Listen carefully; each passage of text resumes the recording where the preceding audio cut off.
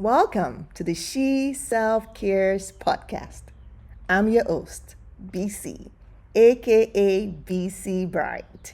And this is the show where we dive deep into the world of self care, personal growth, and empowerment. Each week, we will explore the practices, stories, and strategies that help women like you prioritize their well being and live life to the fullness body, mind, and soul. If you're ready to embark and embrace your power, transform your life, and thrive in every area, then you are the right place. Let's get started. Good afternoon, good morning, good evening from wherever you're watching us today. Welcome to another episode of the She Self Cares Collective podcast. We're always excited to have our amazing guest on today. And today we have Eslyn on today. And I think it's going to be amazing. She's going to be sharing a journey with us. And at the end of the day, three things we always want to accomplish is to encourage you, educate, and equip women or men, but today for women, to prioritize self-care and thrive in all aspects of our lives. So I'm going to read a quick bio on Eslyn, and then we get started. So Eslyn is an intuitive business coach and locks energy healer to high performance leaders around the world. An international MBA graduate with 14 years business, leadership, and personal development experience. As a modern mystic, Eslyn is passionate about the intersection where ancient wisdom and modern science meet. She's a certified life activation practitioner, master NLP and Reiki practitioner, Kundalini, I hope I said that right, yoga and meditation instructor, and has been trained in a wild range of energy, healing modalities, and mystery school teaching. She supports visionaries and trailblazers to do the inner alchemy to create a rich lifestyle of holistic power, empowerment, and well-being. She has been widely recognized for innovation, approaches to personal mastery, and self-actualization through accolades such as Fast Company, SA Top Creative People in People's and Mercedes-Benz 21 Icon. Ladies, welcome Eslyn to our She Self-Care Podcast Collective. Welcome, Eslyn. Hello, hello. Thank you so much, BC. Hello to all of the lovely ladies listening to this podcast. I am so deeply honored to be with you here today. Thank you so much for the invitation. And I'm really looking forward to sharing some of my story with the ladies out there today, with the hope that it really inspires and ignites something new in each listener. Absolutely. So I always ask this question to just, in your own words, who is Eslyn? What is the essence of Eslyn? Okay, Eslyn. And I love how you said it because I recently had a bit of a name change. I was born, my original birth name was Eslyn. And because it actually captures my essence, like I would describe myself as a magical woman with Okay. lots of different things in my toolbox. I look at the world through a very optimistic, positive lens. I love seeing beyond what's just, what meets the physical eye. And I believe in the impossible. I believe in magic and I love miracles. that. So I the love very essence of who I am is like, I remember being a little girl and really feeling like I was like Tinkerbell, like a little bit of a fairy.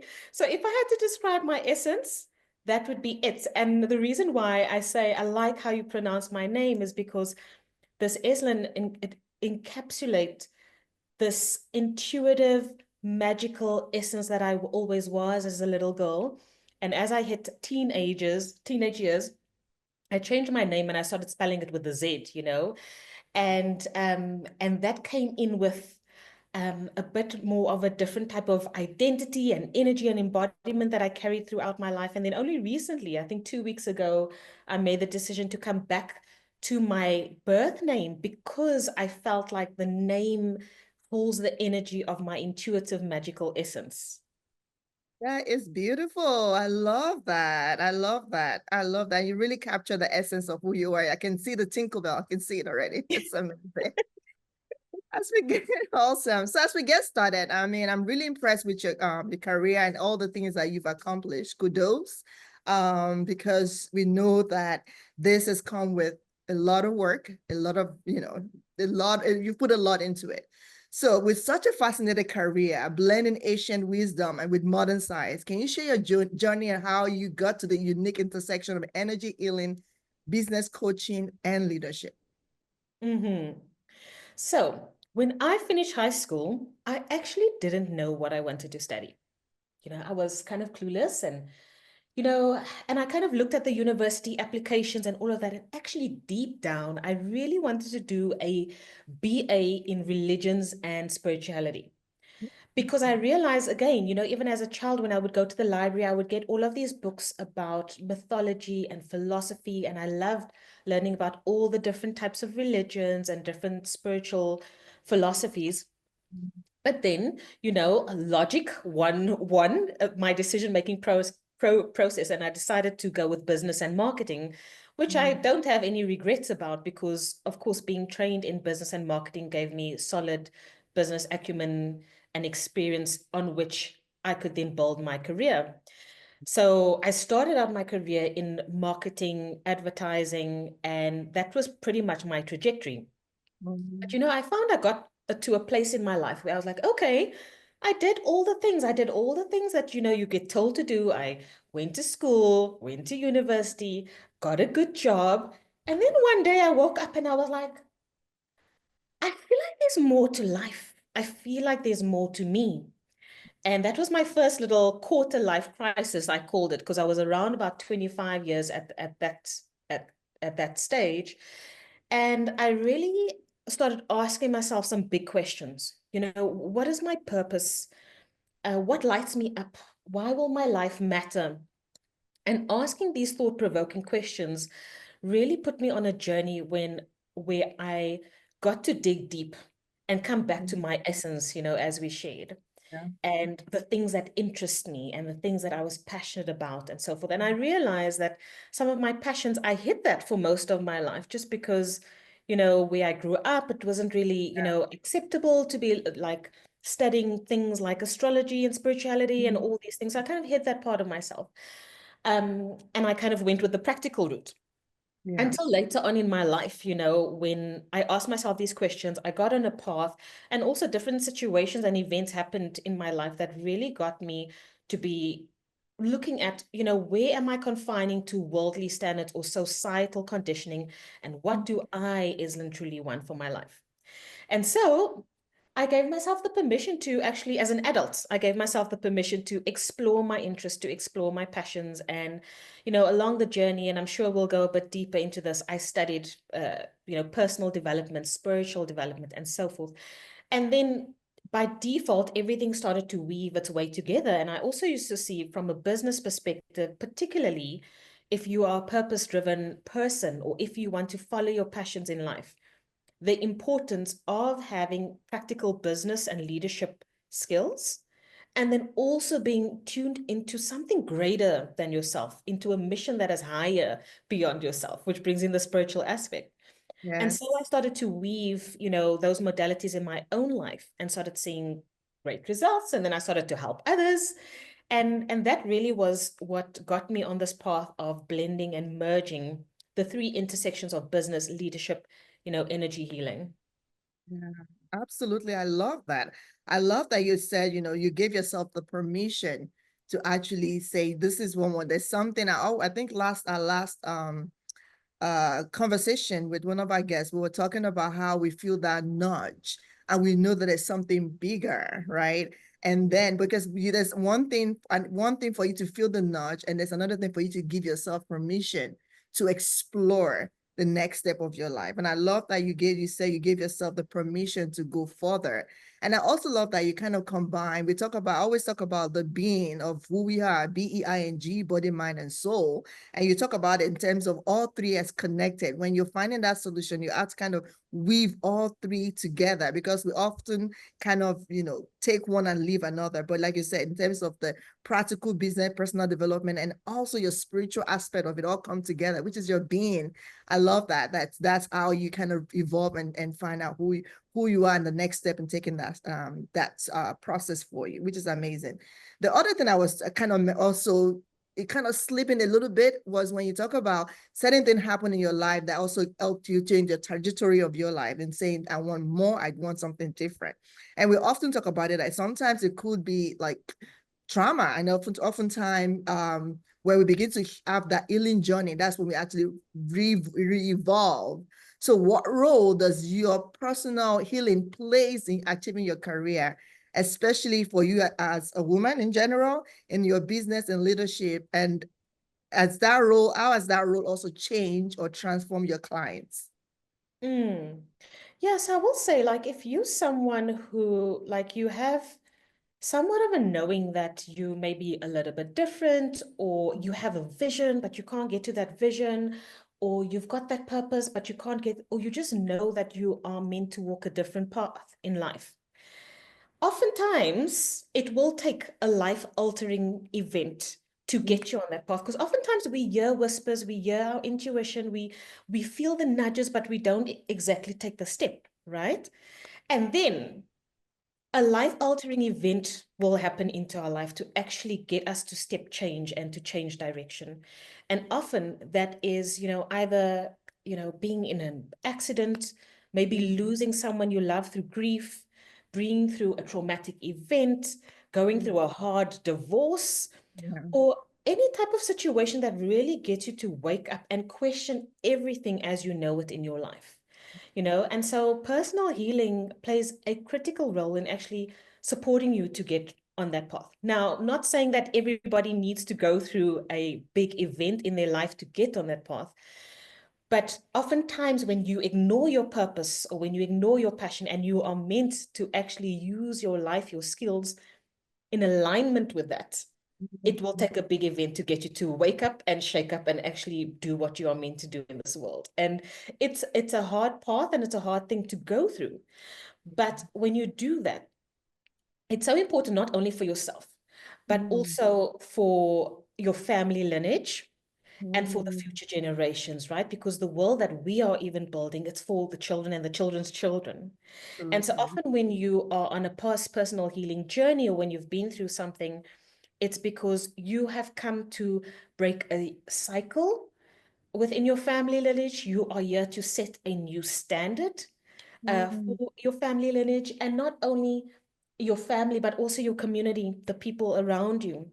And so personal healing is key to living out your higher purpose. mm, And remember that even if you are working in corporate or whichever field of work or career you are in, it all matters because your purpose isn't only what you do, it's who you are. So, how you show up to your place of work, the gifts that you bring when you walk into a room or in a team. And so, personal healing helps you to get closer and closer to your essence, to your higher purpose, and to the gifts that you are meant to bring into the world and share with others. I love that. I love that. And how has this in your practice when you get also have you seen that transforming your clients, like people that you've worked around? How have you seen when they actually work on that personal healing journey? How has that transformed, or what if even if it's an example of how it's completely transformed their life? Is that Yeah. something that you've noticed as well? Yeah, absolutely. So, say, for example, even with women in business, where, they've created success or they've built their business based on, the old school models of what we thought success was, right? You work, work, work, and you work very hard. And that way of working is not really good for a woman's hormonal body, right? And so when you work on personal healing as well, you learn how to build business, how to build success without having to overwork yourself or without having to lose your worth in your productivity. So there's a lot of internal, I would say, limitations and barriers that you work through when you do personal healing that then has a result in your business. So being able to set up your lifestyle and your business or even your career for greater well-being, for greater ease, for greater spaciousness. So in that, you also like deconstructing the old school ways, or ways that are not healthy for your holistic being, as I say, your mind, Yeah. body, and soul. And so, for example, even with one of my clients, who built a very successful business over the past 7 years, we worked together for 6 months and helped her to make some changes in the way that she was running a business and in her lifestyle. Because when I work with women, I get them to put their well-being first. Like, how do you want your lifestyle to look? How do you want to feel? You put your well-being Yeah. first, and then you restructure your business and your career to support that. The old model is like, oh, let's work first, and then whatever time and resources I have left afterwards, I will point to my family, point to everybody else, and then end off with me. And so Yeah. when we restructure your business model, your career in that way, you set a new standard in the way that you operate. And funny enough, this is what I've also found, BC, is that when women do this, when they lead with their well-being, Yeah. they become more prosperous Mm. in their careers and their business as well. But the biggest mental construct that we have to break down in this personal healing process Mm. is the thinking that I have to work hard in order to be successful. Yes, Mm. having a good work ethic is important, but what if I prioritize my well-being? The more Yeah. I prioritize my well-being, the more prosperous I become. But Mm. you see, there is a healing of a mental construct that can completely shift your reality as well. I love that. I love that. Focusing on the well-being first and everything else support that. And you're right. A lot of times, I mean, traditionally, that's has been everything is so fragmented before. We kind of put everything on one on different things. And you say, in order for me to be even to lose weight, for example, I have to cut all the carb, cut this, cut that, and you don't put into your own personal, like, what does my body need? How do I want to feel first, right? Why do I want to do this? Why do I want to lose weight? And if I lose weight, what is the reason for it? And after I lose weight, what do I want to accomplish? So Mhm. it's often, we all, like you say, we often before just think about, you just got to lose, I just want to lose weight because everybody's losing Mhm. weight, right? Rather than my well-being, I want to feel better. I want to be able to go up and down the stairs. I want to be able to live longer, and putting our well-being first rather than the opposite. I love that. And I also love that you mentioned earlier, talking about even when we're doing this, we are also really breaking this generational cycle that we don't know of. And we often don't think about it. Even, we've had researchers even talk about how, let's say, for example, you have someone that has like, I don't know, maybe an eating disorder that you can actually, through, if you're pregnant, you can actually pass that to genetics of your children, unborn Mhm. children. And it goes from generation, it takes generation to build, but it's something that we can pass down. And now that Mhm. you're saying that, like, if we heal, and part of healing process is you actually change the DNA of our next generation as well to heal and to prosper. Oh, I love that. And I feel like that is very profound with that Mhm. connection that you've made. That is absolutely amazing. Mhm. So now let's kind of move a little bit and go back to, you're an intuitive business coach, which I love that because it's more holistic. And you, like you said, is more of your well-being first. What what would you say, let's say, in terms of I'm trying to find the best way to say that. So what is the biggest like challenges women face, especially when it comes to blending their personal life with their career? I know we have talked about this. If I tell you that almost all our conversation, we talk about this, and it's still not easy. It's still one of the hardest things to do. And I don't say balance. I say kind of blend because there's never going to be a balance in saying, everything is 10%, 10%, 10%, 15.5%, But what are the biggest barrier when it comes to blending personal life with career? And how can we as women who has 501 responsibility overcome that? Yeah. So, I mean, BC, I also see it as work-life integration, right? Because it's like the balancing is like, I don't know about the balancing, but it's like work-life integration. And what I found, and, especially now with working with women, Hmm. and in terms of how they've built their careers or their businesses and then integrated it with their lives. One of the biggest barriers is that sometimes I see women, or many times women are just working in a way, like I said before, that we've been shown with success, Hmm. working like men work. And Yeah. I say that is that our bodies, our physical bodies, are very different to men. Yes. So there's a masculine way of working, there's a feminine way of working. And so one of the greatest shifts that I see that when you can break down those barriers is being able to align your work cycle with your menstrual cycle, your productivity cycle with your menstrual cycle, as an example. That helps women to actually move more with their flow, work with their flow, instead of having to push against their body sometimes when they actually need a rest. And Yeah. what I found is that when women can actually learn to balance the force with the flow, the hustle with the flow, that is also when they can create more harmony across their work and their life. So that's the biggest block that I see. Yeah. Just pushing, pushing, pushing, working, working, working, around the clock, and then filling up your entire life, as an example, with things, with activities, and then not taking time for yourself. Yeah. On my journey, I remember one of the biggest, I would say, blocks that I released was the guilt that I used to feel when I realized that I actually need more rest in my life. I was also a very highly ambitious woman, career focused. And then, until I had my own experience with being Mm. burnt out and, exhaustion. And that was the basis that I then used to recreate my entire life.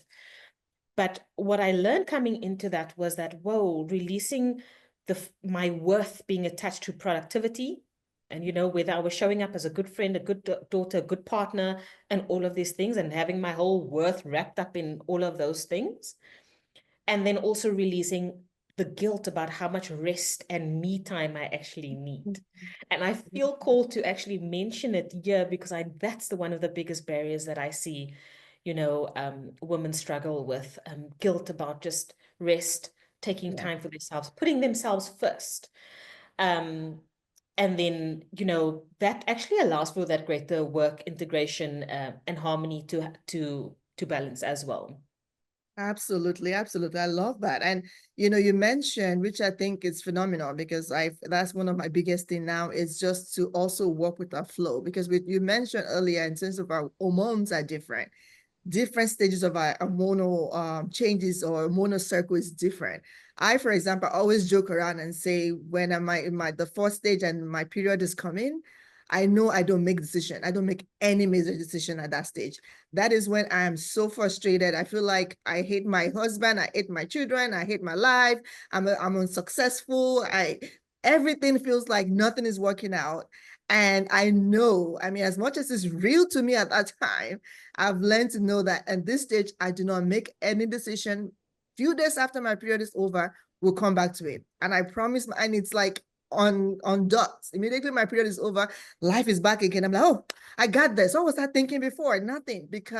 But now I understand it's part of my hormonal imbalance. And that's why I'm feeling that way. And oftentimes, because like you mentioned, because we don't often be intuitive about how we feel and understand our cycle as well, we tend to make stupid decisions at that point. We tend to beat ourselves down, right? Our energy is low. We think we're not good enough because of that, even though all is just hormonal and it will pass. So I love that, learning your cycle, learning how to flow with your body, with your hormones, that often is one of the main thing and barrier that we could have as women. And the guilt is real. I mean, it's absolutely real.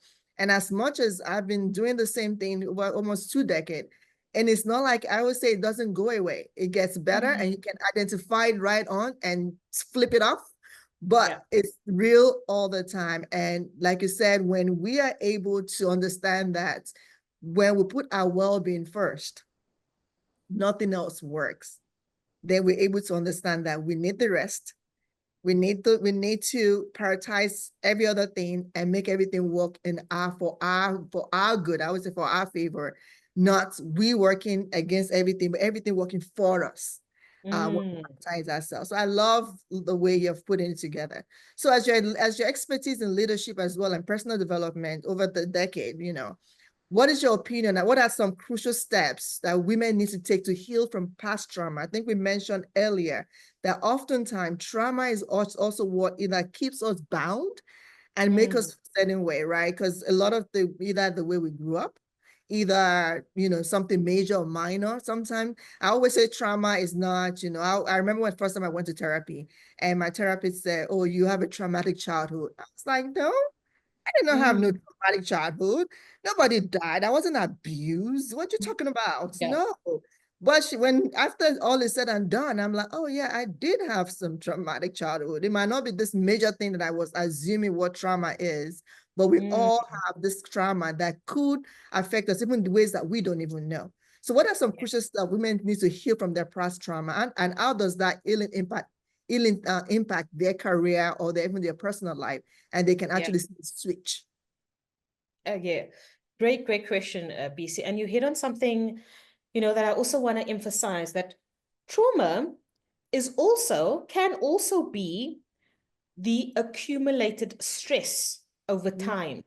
Mm, So even if you think that I haven't been through any traumatic event and so forth, right? If you have, accumulated stress in your entire life, that trauma also sits in your body. And it yes. causes like this, it causes almost like clogs in your energy body, right? So oftentimes when we think of trauma, the first point of call is like, okay, we need to see a therapist. And, Mm, seeing a therapist is great. It has its place. What I also want to land in terms of, taking steps to heal from trauma is that a lot of the trauma is not only in our mind, but it's in our bodies.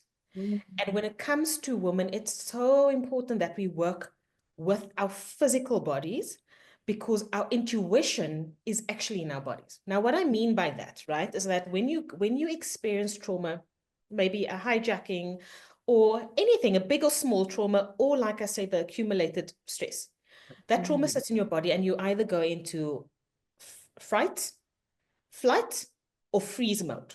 mm, Now, how this can show up in your career, for example, is like, let's say there is a promotion that you want to go after, or there is a task as a businesswoman, you're an entrepreneur, there's a task that you want to do, or maybe you're sitting with a big dream in your heart, but you just can't take action. Sometimes that is actually an effect of trauma being stuck in your cells. Maybe you had a childhood experience where you try to do something, but someone kind of diminished you or kind of and it hit your self-esteem. Or mm, maybe you were in a relationship and your partner said to you, who do you think you are to go after something like that? And so all of those little memories that stay stuck in our body. And when you work with a therapist, of course, they trained, you can talk it out, and they trained in different modalities that can help you. What I have also found to work with the body is to work with other modalities, such as trauma release exercises. And when you do trauma release exercises, this is great for stress as well. I do it almost every night, for 5 minutes just before I fall asleep. It's a set of exercises where you move your body and then you allow your body to naturally shake so that that trauma actually can shake out of your physical body. What that does, it releases that stress out of your physical body so that your body holds more, it has more space, it has more light. When your body, your energetic structure has more light, you get more forward momentum, you get more motivation, you get more inspiration, more creativity, more efficiency and productivity. And so, can you see that when you do exercises like that, you're releasing mm, that stagnancy or that stuckness out of your being, and you can actually move forward and take action on your goals and dreams. And so, that's one thing I've seen over and over. So, trauma release exercises. Another modality is emotional freedom technique. It's tapping. So, tapping on certain points on your face and on your body to release anxiety, stress mm, out of your being. And there's lots of great free videos that you can actually find on YouTube. There's a man called Tapping with Brad, actually, and you can go mm, check it out. He's got great stuff, so that also releases stress and trauma from your physical body. mm, And then somatic movement. mm, I cannot tell you this. If women just took 5 minutes every day just to put on some music and just to dance and just allow your body just to move how it wants to move, just that little bit of flow, that also gets women back into their feminine energy because, again, it releases any stagnancy from the body and gets you back into the flow. So, when it comes to releasing trauma and the steps that you can take, yes, talk therapy, great. There are some techniques, subconscious programming that you can use to clear your mind, and then working with the body, TRE, emotional freedom technique, dancing. And remember that you can also heal trauma with pleasure. In fact, that Mhm. is my most highly recommended way for women to get back into what feels pleasurable for them, what feels good for your body, dancing, singing, using your voice. Believe it or not, all of these subtle ways helps to heal trauma in women, and it helps us to come back to our femininity in a very gentle way. I love that. I love that. You're spilling some knowledge today. I love that because you're speaking my language. And because I think I said earlier, I'm always a big believer in everything you do, you have to do holistically in terms of what the body, mind, and soul. And all this modality that you've also mentioned kind of also talk, go to the body, go to the mind and your soul, because we're talking about movement. We're talking about thoughts, talk release or into therapy, which you can help with your mindset or whatever. And you're even talking about soul, finding pleasure. That is also connecting with your soul. So I Mm. always say everything we need is connected to this being, body, mind, and soul. If we can actually find a way to, making sure all three are connected. Healing often comes from that when we connect all of that together. And I love that. Even with the dancing, sometimes, I mean, I think you've probably seen on TikTok or Instagram when you say every morning, make sure you dance your 5 minutes dance. And it's cute and people love it and people always like stuff like that. But I often think in my head, how many people actually do that? Mm. We a lot of things we know how to do, right? We have the head knowledge. Nobody's Mm. It's not new to us, but do we actually do them? And I feel like hopefully if you're listening today, that's one of the things that you will not just listen, but be a doer of it going forward. But I love that you mentioned that. So now let's talk to burnout. I'm actually a burnout specialist and I work with executives to prevent burnout. So this is one of the biggest thing for me. So can you share any personal experience or strategy that you've used to manage stress and avoid or overcome burnout with high achieving personalities? Because especially as women, we carry so much. And oftentimes, I've gone to the point of burnout, which is one of the reasons why I chose to go in that route, that I thought I had a brain tumor. I Mm. had this worst headache. I couldn't, if I try to think, I'll have the sharp pain in my head because my Mm. brain could not even take anymore. Nothing. I was so stressed out. And to me, that was, and being the corporate and everything, that was like one of the trajectory of my life that's saying this is one of the worst thing that anybody can go through. And that's one of the reasons why I do what I do. But with your experience, what are some strategies to manage stress and avoid I would, even when I say avoid, I try to be very picky about my words. But anyway, avoid burnout while maintaining high performance. Yes, absolutely. And I feel like I've got so much to say. So let me pick my favorite, the top. And so one of the things that I discovered on my path when I was healing from burnout were the two modalities that I use in my coaching today, which is called human design and it's called gene keys. And both of these tools, they show you how you are naturally meant to harness your energy, how you are meant to work most efficiently.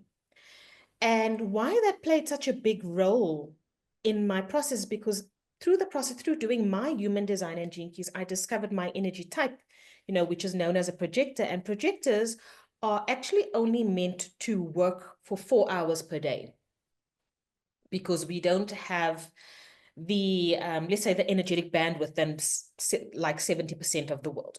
So I share this because when you know your energy type, firstly, you can know how to use it optimally.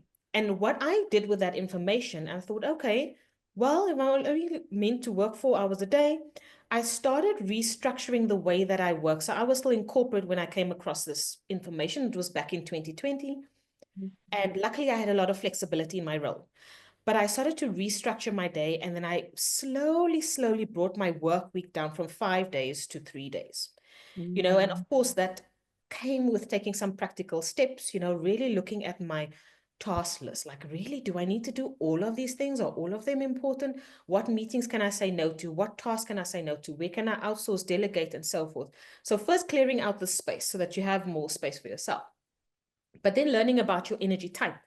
When you have information like that, you know how to structure your days, your weeks, your months, so that you've got more energy for the things that you are meant to be doing.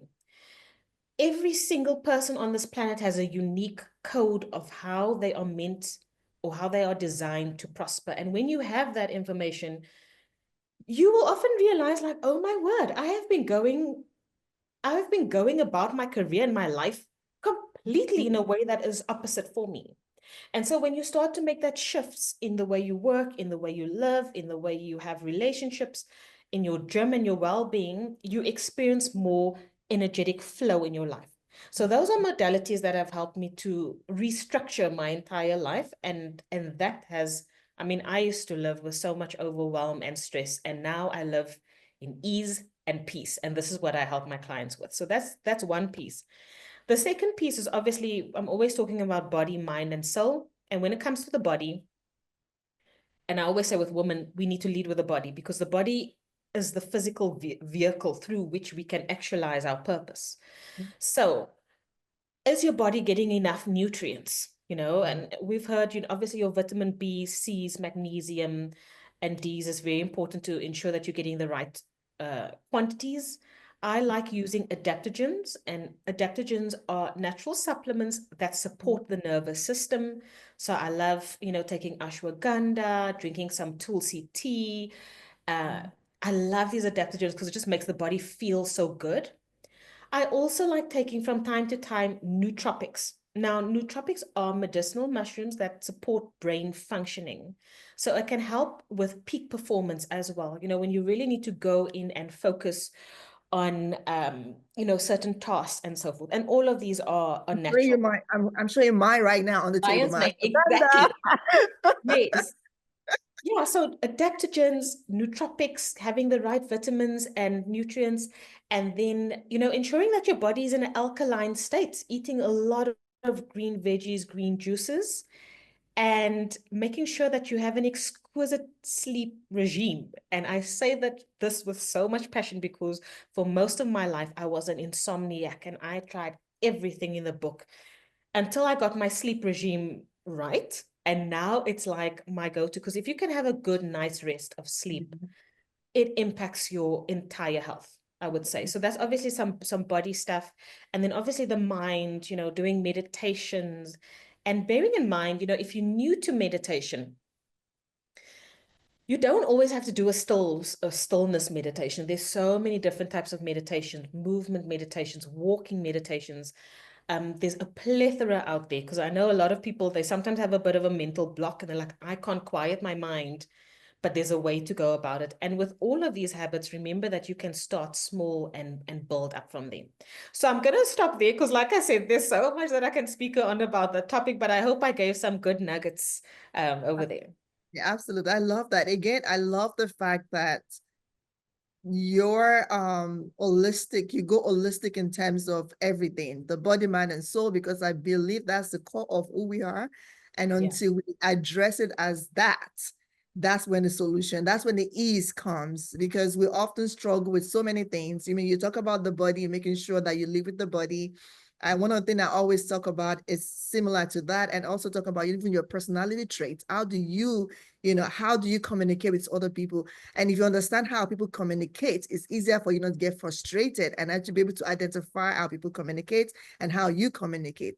And those are one of the main things that I teach as well too, in terms of to prevent burnout. But I feel like you did a great job in that it's really, I love it. I love when we talk about holistic and having practical ways to do it. Not because sometimes there's so many complicated things out there and it's so confusing and you're like, okay, what should I do? But even if it's just like you said, taking certain vitamins, eating your greens, drinking your water, good sleep, leading with your body, and making sure that your body, mind, and soul is being addressed and taken care of. But I often say before you know what they need, you have to find out what is missing and what you need first. So finding what we are, the core of who we are, and then finding solution to those facts usually would often help us in terms of at least to help prevent burnout. So I love that. I'm going to move a bit forward because we are running out of time because we're having a good time. This is very hopefully anybody listening, you're getting some amazing nuggets from this. But let's talk about, as someone who's really passionate about, helping women with their purpose, what advice will you give for people, especially women who are still trying to develop their true calling or feeling disconnected from either their paths and just they feel that nudge, but they don't know how to start. Mm, What advice will you give those people? yeah. So for me, look, the starting point is to know yourself.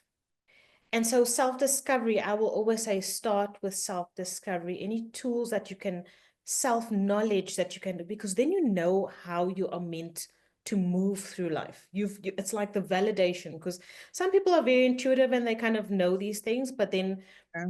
when you get that validation, it gives you more confidence in yourself, how you are meant to move, when you are meant to bring things out, exactly who you are meant to work with, and so forth.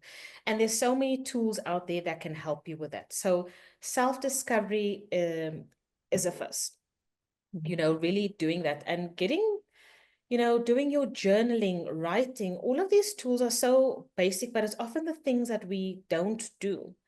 When you meditate, as an example, meditation increases your intuition, it opens up your mind, and it will also give you the exact steps that you are meant to take in your purpose as well. So Mhm. journaling, meditation, learning about yourself with, tools like human design, gene keys, personality tests, and so forth, it's going to give you confidence to know where to start. I love it. That's the first thing I would say is a self-discovery. Secondly, if you can, get a mentor or get a coach or join a Mhm. community with women who are on a similar path to you so you don't feel so alone, because especially when you have a dream in your heart, it Mhm. can get lonely. And it really, really helps that to know, like, okay, there's other people that are going through this with you. And BC, this never gets old for me. At any given stage of my career in my life, I always ensure that I'm in some mastermind or some community with women who are, on the same path so that we can encourage each other, we can hold each other accountable. You spoke earlier about, we know what we need to do and sometimes we don't do it. And having that accountability buddy Yeah. or system or community can really support you. Mhm. So I also realize, or have come to see that a lot of people do need someone to bounce things off, because it's through the talking of your idea that you come into your own clarity. Not that you Right. need someone else to give you advice and so forth, but sometimes talking about that Yeah. can get you to your point of clarity. Although I also know that some people may not have people in their life where they can openly share their goals and their visions and their dreams, which is why, I advocate for women getting into a community, listening to podcasts like this, even, where you can learn from others, and gain that motivation and encouragement to get started on your journey. And then always continue on the healing journey. And I would like to share my definition of healing. Healing is getting anything that is standing in the way of you living up to your highest potential. It's clearing that out of your system. So when Mhm. I look at healing, I don't want to, I don't want women to think, oh, poor me, I need to heal from this or I need to heal from that. But it's like anything, any situation that you've been through in your life that has gotten you to a place where you've put up a barrier or you've put up a self-imposed limitation. When you go on a healing journey, you start to clear that out of the way so that you come back to your wholeness. And when you Mhm. come back to your wholeness, like you said, at the beginning of our conversation, you filled up with that light, with that knowing, with that confidence, with the self-belief to be able Mhm. to take action on your goals and dreams. I love it. I absolutely love the conversation. And I love also that you're talking about your definition of healing. Anything that would hinder us to just to clear your part to make you to get you into that wholeness that you deserve, that you are created for, to get it out of the way. One of the things I remember that I had to deal with earlier on was the fear of family history. And oftentimes, there was a lot of limitation in my mind, even though I didn't realize it. So I have significant family issue for like diabetes and high cholesterol and all that stuff. And thankfully, I've always been really, enthusiastic about my diet and my exercise. I'm really aware about those things.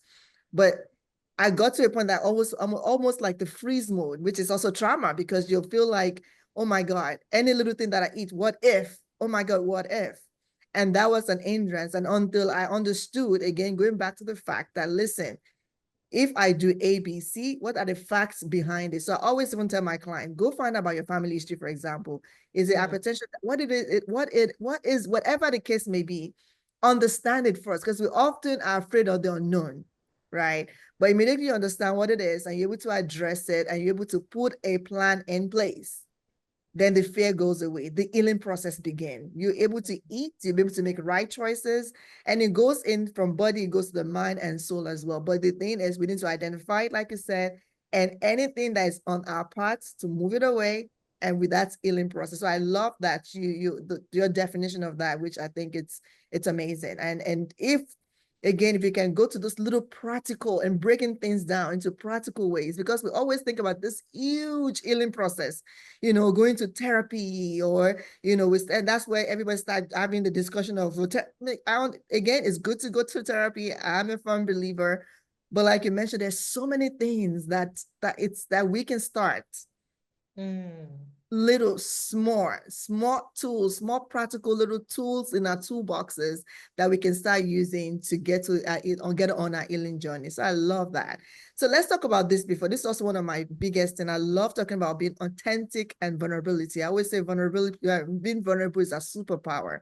So, Mhm. so how do you maintain authenticity and vulnerability in your leadership, especially in environments when people may expect you to be perfect or expect you to know, it's like I will be somewhere and maybe, I don't know, this is just random. Maybe I use the F word and oh my God, BC, I thought you were, and I'm like, why are you putting him in a pedestal? This is what came out of my mouth right now, you know? So how do you maintain your authenticity and vulnerability in your leadership, especially environment where people might expect you to be perfect or always have the answer? Yeah, this is a great question, BC, because I remember in my earlier career and life, I actually wasn't very open-hearted or vulnerable at all. I had on the outside, I had all of the achievements and the accolades and so forth, but I somehow I wasn't able to be vulnerable. And this is the thing about, we spoke about the life-altering situations that can happen to you because it happens and it blasts your heart open so that you can develop more compassion for yourself, more empathy, and share that with others. And that's what happened for me, in my experience in my life. I was in a relationship, a very toxic, codependent relationship. And when that ended, that's also when my burnout came about and the whole experience that I went through. And that is what really opened my heart. And going on my own healing journey and sharing that with other women was far more empowering than coming into a space and dictating or directing from a leadership perspective, right? And so vulnerability and authenticity is very important for me because I feel like in today's day and age, the more we can share our stories, the more we can truly inspire each other, the more we can help each other grow, the more we can uplift each other. So I feel like the days or the age of being perfect are over because that type of leadership, also people can smell that type of leadership from a Yeah, mile away, you know? It's like, give me your heart, show me your heart, show me who you truly are. And it's in that way where we share the real things that we've been through that we can actually bring about change, because people can then learn from our lived and embodied wisdom, yeah. instead of it all being up here in the mind or mental concepts of leadership.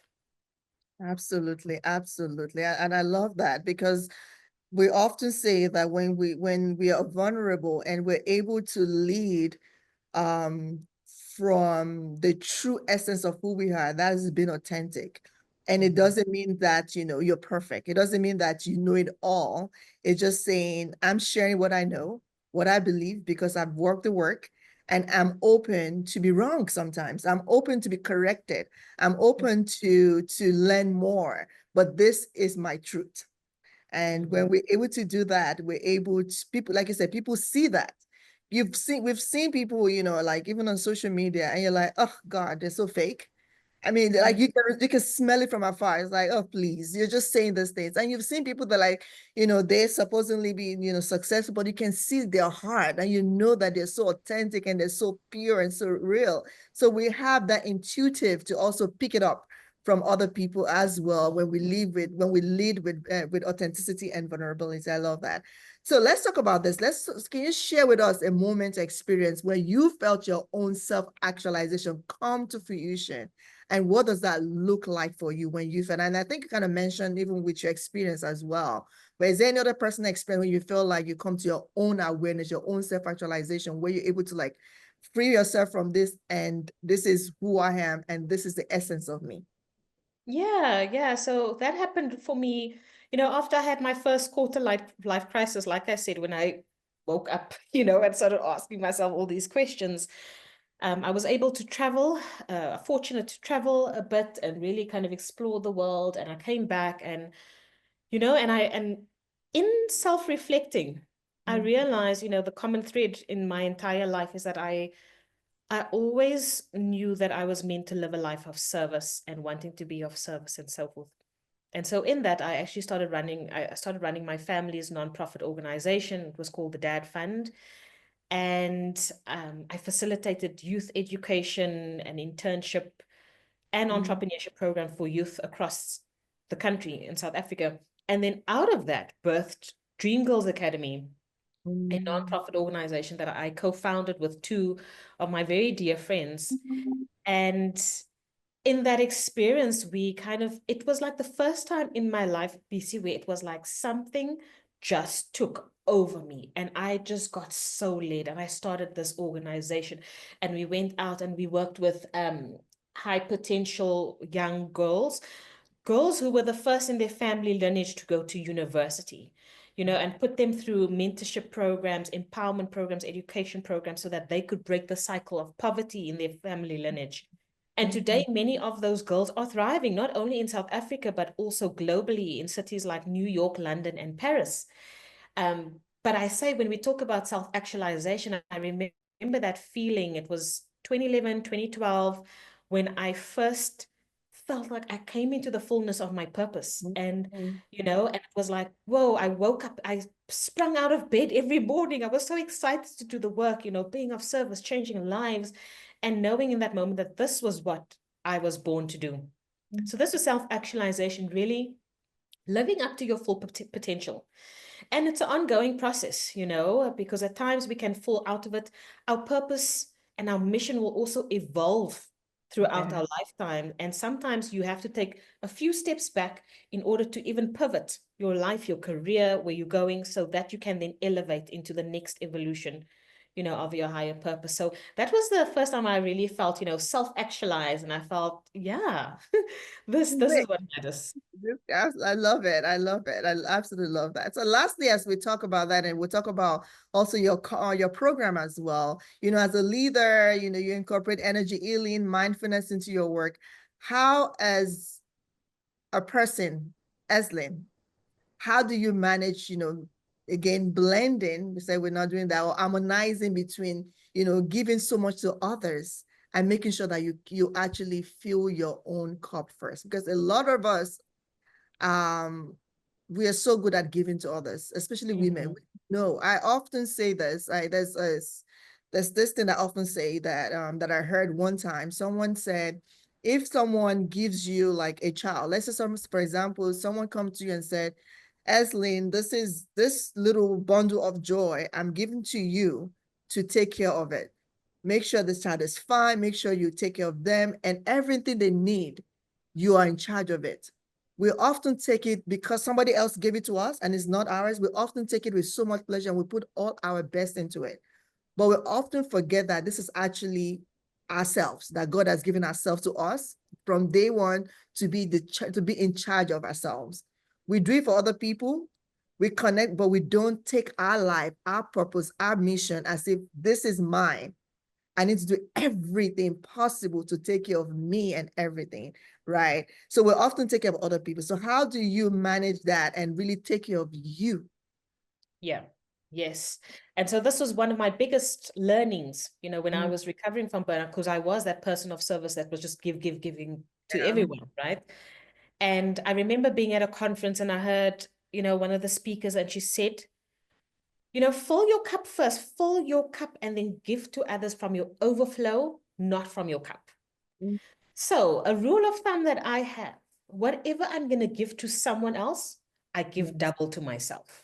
Mm, So if I know, if I'm taking out one of the ways that I work through with my clients is that I do a full day experiences, private one-on-one. If I'm giving my client a full day and I'm like really there with them, doing the energy healing, working through their business, working with them the whole day, I make sure I take the day thereafter off completely, or I go for some spa treatment, but I make sure that I match my giving with manage. putting back Mm, into myself. And mm. the last thing I just want to mention to the ladies when doing that, please remember also to ask for support in your life. Speak to your husband, speak to your family, speak to your friends, speak to the community around you. Don't think that you have to do it all on your own, and so that you can get that time for yourself, so that you can take a little afternoon for yourself and go to the spa or take yourself out for a nice meal. But remember, when you give to others, try and give double to yourself. I love that. I love that. When you give to others, try and give double to yourself. I love that because we often, again, know these things, but we just don't connect the dots. Like we just, that we don't connect the dot. But if you're able, and I always say, always make a plan. Mm, Anything that you don't make a plan for is never going to happen. So if mm, you know that you're going to give somebody, like you said, if you know you're going to pour into your client for a whole day, already make a plan the next day that you're not going to do anything. But if you don't make that plan, it's not going to happen. So I hope mm. that that's been helpful. And I love that. And it's a good reminder for myself as well that as I fill other people to make sure that I give double to myself. I love that. Let's talk real quick as we round up about your program, which is your Royal Rebirth Bistro program. Let's talk about that. That sounds amazing. But let's have a quick conversation about that. Let's tell us what that is. Yes. So Royal Rebirth is my signature process to support women to rebirth themselves into a brand new life. And what I Mm, mean by that is also the process of, a lot of the times when they start working with me, they're overwhelmed, they are stressed out, they've got so much going on in their lives. And I actually take them through a process to mm, actually create a lifestyle of greater ease, spaciousness, well-being, and aligned prosperity, the type of prosperity that is aligned with your natural energetic mm, design, mm. with your gifts, and with your higher purpose. So Love that. real royal rebirth is like cutting away all the fluff so that you Yeah. can really align with who you truly are and create a royally delicious life. Ooh, I love that. I love that. And someone is listening to this podcast and saying, Eslyn, how can I get into that? What do they need to do? Yes, so they are welcome to find me on my very brand new Instagram page. It's Eslyn Olivia Barends on Instagram.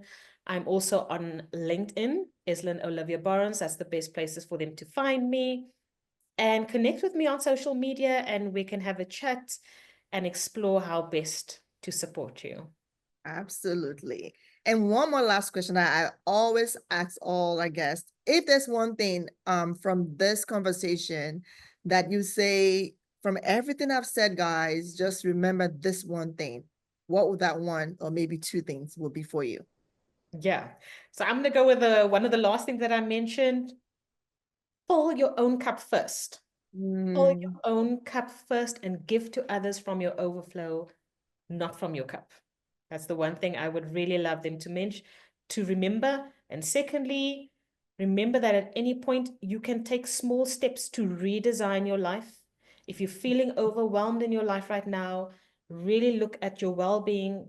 What do you want your life to look like, feel like first, and map out what you want your lifestyle to look like first.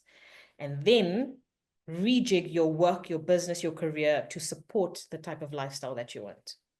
absolutely. This has been absolutely amazing. You've checked all three boxes for us. You've encouraged us, check. You've equipped us, check. And you've educated us, check, on your life journey and how to be better, how to prioritize ourselves and thrive in all aspects of our being. So thank you so much, Eslyn, for joining us. And we hope to catch up with you soon, and all the best in all your endeavors. Thank you so much for having me. And thank you to all of the listeners. I hope you enjoyed what we shared here today. Thank you. Thank you. Thank you so much for tuning in to another episode of the She Self Care Podcast. If you enjoyed today's episode, be sure to subscribe, share it with a friend, and leave a review to help others find us. Remember, self care is a journey, not a destination, and you deserve every moment of it.